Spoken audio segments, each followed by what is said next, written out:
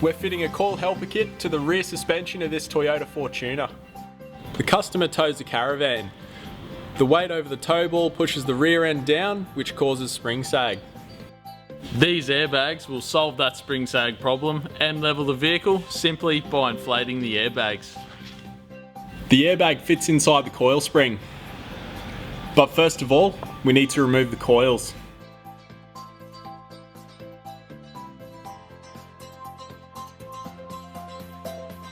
Partially detaching the shock absorbers and sway bar will allow access for the removal of the rear coil springs. The rubber upper spring isolator is removed from the coil spring. Using one of the upper protector cups supplied in the kit as a template, the rubber isolator is marked up using a white pen.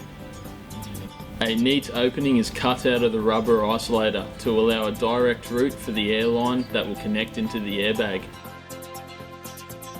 The upper spring seat requires a corresponding hole to be measured and drilled to also allow direct access for the airline.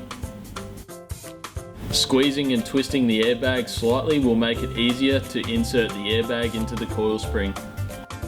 The rubber isolator, upper protection cup and disc with the airline tube are pre-assembled. It is important to make a clean cut on the end of the airline to ensure an airtight fit into the push-to-connect fitting on the airbag. Cover the airline tubing with the outer protector casing.